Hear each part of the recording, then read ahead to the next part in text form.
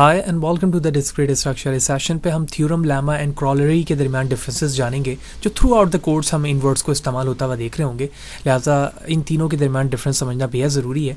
तो video further start करने से पहले बताता चलूँ कि इससे रिलेटेड तमाम वीडियोज़ मेरे यूट्यूब चैनल पर मौजूद है। फ़ाद हुसैन CS से सर्च करने के बाद आप मेरे यूट्यूब चैनल के प्लेलिस्ट पर आओगे जहाँ डिफरेंट डिसिप्लिन्स की वीडियोज़ मौजूद है। विद ईज़ आप इन्हें वॉच कर सकते हैं। इसके अलावा इसमें इस्तेमाल होने वाले कॉन्टेंट रिलेटेड मटीरियल मेरे ब्लॉग fahadhusaincs.blogspot.com पे मौजूद है, जहाँ से तमाम मटीरियल को डाउनलोड करके यूज़ किया जा सकता है। तो फर्स्ट हमें समझने की ज़रूरत है कि थ्योरम क्या है। तो from the school level I am sure in the intermediate as well कि आपने थ्योरम का वर्ड बार बार सुना होगा और उसको प्रूव भी करके देखा होगा।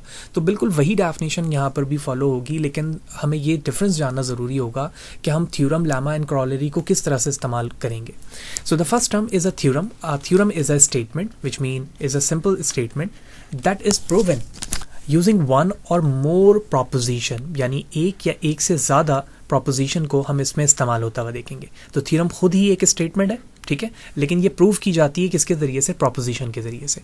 Where as a lemma is a small और minor proof need to support the proof of a theorem. लेकिन लेमा एक स्मॉल या माइनर किस्म का एक प्रूव होता है जो सपोर्ट करता है किसको? थ्योरम के प्रूवमेंट के लिए। इसका मतलब ये हुआ कि थ्योरम में ही लेमा का इस्तेमाल किया जाएगा, जबकि वो छोटा या फिर माइनर प्रूव होगा। And the last term a corollary is a proposition that's follow from a theorem already is proven और इज अपेंडेड टू। यानी जिस तरह से हमने थ्योरम को देखा उसके बाद लेमा देखा कि लेमा भी थ्योरम का पार्ट है और स्मॉल प्रूफ्स को ये कंटेन करता है, जबकि क्रॉलरी खुद एक क्या है? प्रोपोजिशन है, और वो फॉलो करता है उस थ्योरम को जो कि ऑलरेडी प्रूफ हो चुकी है। फर्दर डेफिनेशन यहाँ पर इन लाइन या वन लाइन बताई जा रही है। Theorem is a major result. यही चीज़ हमने देखा कि मेजर रिजल्ट होगा, यानी लेमा और क्रॉलरी के डिफरेंस के बिहाफ पर ये एक मेजर होगा, जबकि a corollary is a theorem that's follows on from another theorem. यानी ये एक ऐसा थ्योरम है या थ्योरम का पार्ट होगा जो किसी दूसरे थ्योरम के जरिए से प्रूव हो रहा होगा। यही चीज़ हमने यहाँ पे भी देखी है कि ये खुद एक प्रोपोजिशन है जो किसी दूसरे के जरिए प्रूव हुआ होगा या प्रूव किया जाएगा। And a lemma is a small result less important then a theorem. Lemma जो है वो स्मॉलर पार्ट है और ये लेस इंपॉर्टेंट होगा थ्योरम के बिहाफ पर। तो दो चीज़ें, दोनों अलग अलग बेस पर डिफरेंस देखी हमने इस पैराग्राफ के अंदर और इस 3 पॉइंट पे। अब किसी बेसिक एग्जाम्पल के जरिए से इस चीज़ को समझते हैं। ज्योमेट्रिकल या ट्रिग्नोमेट्री एक बड़ी इंपॉर्टेंट टर्म है जहाँ पर हम थ्योरम, लेमा एंड क्रॉलरी को इस्तेमाल होता हुआ देखते हैं। तो first thing is a theorem.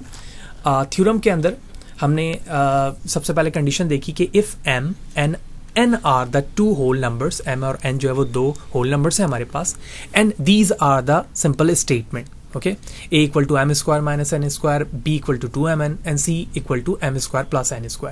And based on this हमें ये प्रूव करना है पाइथागोरस थ्योरम के बिहाफ पर कि a² plus b² equal to c²। ठीक है, यानी ज़ाहिर सी बात है जब तक मैं मेजरली इसको प्रूव करके नहीं दिखाऊंगा उस वक्त तक मैं इसे थ्योरम नहीं कह सकता। तो अब इसे हम प्रूव करते हैं। तो a² इक्वल टू b², तो a की वैल्यू ये रही और b की वैल्यू ये रही, हमने यहाँ पर पुट किया a² प्लस b²। इसे हम ओपन कर लेंगे a² माइनस b² के फॉर्मूले के जरिए से, और 2mn का स्क्वायर 4m n² हो गया। जो चीज़ें हैंडल हो सकती थी हमने डायरेक्टली इसको हैंडल किया, यानी 2m² n² प्लस 4 ये सब्ट्रैक्ट हुई तो ये पॉजिटिव का 2mn² हो गया। इस बिहाफ पर हम इसे m² प्लस n² के फॉर्म पर ओपन कर सकते हैं। जैसे मैंने ओपन किया तो ये वैल्यूज़ m² n² के बिहाफ पर अलग अलग ओपन हो सकती है। तो इस बिहाफ पर हमारा रिजल्ट क्या आ गया? c² के। तो बेस्ड ऑन दिस हम कह सकते हैं कि a² plus b² equal to c²। तो यहाँ पर हमने क्या देखा? एक मेजर रिजल्ट देखा। तो जब हम एक मेजर रिजल्ट देखते हैं तो हम उसे थ्योरम कह रहे होते हैं। The next term is a lemma. अब इसी प्रॉब्लम को हम लेमा के पार्ट में देखते हैं। m की वैल्यूज दी गई है 2, जबकि n की वैल्यूज दी गई है 1। Then we get the Pythagoras triple 3, 4 and 5। यानी हम m² और n² के जरिए से पाइथागोरन ट्रिपल वैल्यूज़ को सॉल्व करना चाह रहे हैं 3, 4 एंड 5 के लिए।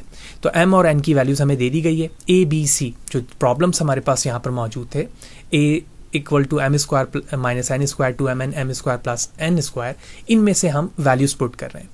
तो जहाँ पर m मौजूद था वहाँ पर हमने 2 लिखा और n की जगह 1 लिखा। इसे सॉल्व किया, a की वैल्यू 3 आ गई, b की वैल्यू 4 आ गई और c की वैल्यू 5 आ गई। कैसे? वही चीज़ जो यहाँ पर कांस्टेंट मौजूद थे डिक्लेरेटिव, हमने उसमें वैल्यूज पुट की और वो चीज़ वैल्यूज ट्रिपल के फॉर्म पर सेव या सॉल्व हो गई। तो मैं कहूँगा कि यहाँ पर जो रिजल्ट है हमारा वो स्मॉल रिजल्ट है लेमा। एंड क्रॉलरी में हम देखते हैं कि पाइथागोरस ट्रिपल को किस तरह से यूज़ किया जा रहा है। ABC values are the define तो based on the theorem A square plus B square equal to C square, ये एक प्रूफ थ्योरम है। एंड क्रॉलरी में हम ये देख रहे हैं, डेफिनेशन पे भी देखा कि ये एक प्रोपोजिशन है जो फॉलो करेगा उस थ्योरम को जो ऑलरेडी प्रूव हो चुकी है। अब ये ऑलरेडी प्रूव थ्योरम है तो मैं यहाँ पे कह सकता हूँ so A B C are the Pythagoras triple. इस बिहाफ पर मैं कहूँगा कि यही हमारे पास जो है वो पैथागोरस ट्रिपल की वैल्यूज है। तो the result follow odd on the previous theorem, तो ये जो रिजल्ट है इसका वो फॉलो कर रहा है प्रीवियसली प्रूव्ड थ्योरम पर। तो होपफुली ये बात आपको समझ में आई होगी कि ये तीनों डिफरेंसेस यानी थ्योरम, लेमा एंड क्रॉलरी क्या है, क्योंकि थ्रू आउट द कोर्स हम इन वर्ड्स को बार बार इस्तेमाल होता हुआ देखेंगे डिफरेंट प्रूफ्स या फिर डिफरेंट प्रॉब्लम के अंदर।